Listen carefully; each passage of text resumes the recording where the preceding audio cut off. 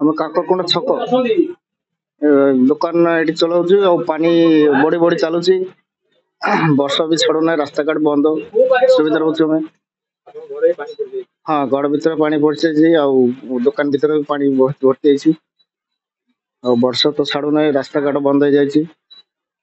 ତ କଣ ହବ କିଛି ଜଣା ପଡୁନି, କଣ ହବ କଣ।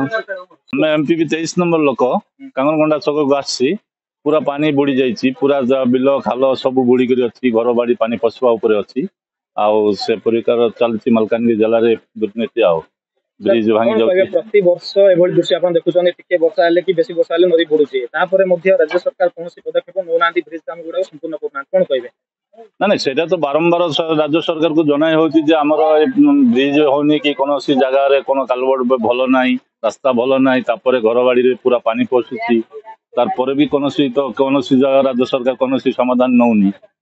ଆଉ ଏବେ ଆମେ ଚାହୁଛୁ ଯେ ରାସ୍ତାଟା ଟିକେ ଉଚ୍ଚା ହଉ, ବ୍ରିଜ ଗୁଣକ ହଉ, ବ୍ରିଜ ଗୁଣକ ଉଚ୍ଚା ହେଲେ ଘର ବାଡି ଟିକେ ଲୋକର ବଞ୍ଚିବ। ପାଣି ଯିବା ପାଇଁ ରାସ୍ତା ନାହିଁ, ପାଣି ଜାମ୍ ହେଇଯାଉଛି ସାଙ୍ଗେ ସାଙ୍ଗେ, ସେଥିପାଇଁ ଅସୁବିଧା ଚାଲିଛି, ଦୁର୍ନୀତି ପୁରା ତ ଚାଲିଛି। ଆଉ ମାଲକାନଗିରି ଜିଲ୍ଲାରେ ଲଘୁଚାପ ଜନିତ ବର୍ଷା ଯୋଗୁଁ ମାଲକାନଗିରି ଜିଲ୍ଲାରେ ଏବେ ବନ୍ୟା ପରିସ୍ଥିତି ସୃଷ୍ଟି ହେଇଛି ଏବଂ କାଲିମାଳା ବ୍ଲକ କଥା ଯଦି କହିବା, କାଲିମାଳା ବ୍ଲକରେ ମଧ୍ୟ ବନ୍ୟା ପରିସ୍ଥିତି ସୃଷ୍ଟି ହେଇଛି ଏବଂ କାଲିମାଳା ବ୍ଲକର କାଙ୍ଗରକୁଣ୍ଡା ପଞ୍ଚାୟତରେ ବର୍ତ୍ତମାନ ଆମେ ଉପସ୍ଥିତ ଅଛୁ। ଏ ହେଉଛି କାଙ୍ଗରକୁଣ୍ଡା ପଞ୍ଚାୟତର 326 ନମ୍ବର ଜାତୀୟ ରାଜପଥ, ଯୋଉଠି ଆମେ ବର୍ତ୍ତମାନ ଉପସ୍ଥିତ ଅଛୁ।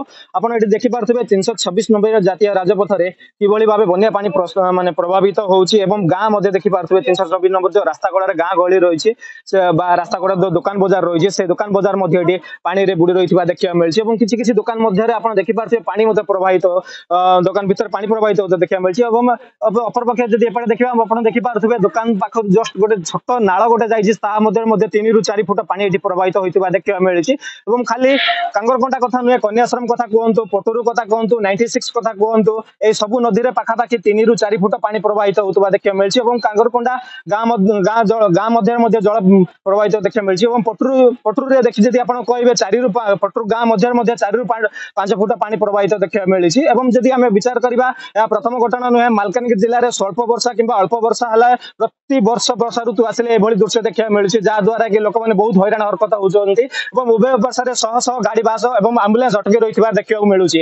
ରାଜ୍ୟ ସରକାର ଏହା ଦେଖି ମଧ୍ୟ ନିରବସ୍ଥା ସାଜି ରହିଥିବା ଦେଖିବାକୁ ମିଳୁଛି। ଏବଂ ଅନ୍ୟ ପକ୍ଷରେ ଯଦି ଆମେ ଚିନ୍ତା କରିବା, କିଛି କିଛି ସ୍ଥାନରେ ଏଠି ବ୍ରିଜ କାମ ମଧ୍ୟ ଷ୍ଟାର୍ଟ ହେଇଛି, ବ୍ରିଜ ମଧ୍ୟ ଅଧା ସମ୍ପୂର୍ଣ୍ଣ ପଡି ରହିଥିବା ଦେଖିବାକୁ ମିଳିଛି, ତାର ଅବଧି ସମୟ ମଧ୍ୟ ସରିଗଲା ପରେ ମଧ୍ୟ ତାହା ଏପର୍ଯ୍ୟନ୍ତ ସମ୍ପୂର୍ଣ୍ଣ ହେଇନି। ତେଣୁ ଉଭୟ ପାର୍ଶ୍ୱର ଲୋକମାନେ ଗାଡି ବାସ ଆମ୍ବୁଲାନ୍ସ ସବୁ ଅଟକି ରହିଥିବା ଦେଖିବାକୁ ମିଳୁଛି ଏବଂ ବହୁତ ହଇରାଣ ହରକତ ହେବା ଲୋକମାନେ ଦେଖିବାକୁ ମିଳୁଛି।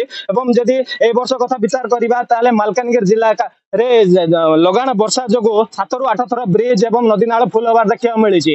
ତେବେ ରାଜ୍ୟ ସରକାରକୁ ଲୋକମାନେ ସବୁ ଅନୁରୋଧ କରୁଛନ୍ତି ଯେ ଯଥାଶୀଘ୍ର এই ଯୋଉ ବ୍ରିଜ କାମ ଅଛି ତାହା ସମ୍ପୂର୍ଣ୍ଣ କରିଲେ ଲୋକମାନେ ଯାତାୟାତର ସୁବିଧା ହେବେ ଏବଂ ଲୋକମାନେ ମାଲକାନଗିରି ଜିଲ୍ଲା କାଲିମାଳା ବ୍ଲକ କାଙ୍ଗରକୋଣ୍ଡା ପଞ୍ଚାୟତରୁ ସତ୍ୟନାରାୟଣ ପ୍ରଧାନଙ୍କ ରିପୋର୍ଟ, ଫୋକସ ପ୍ଲସ୍।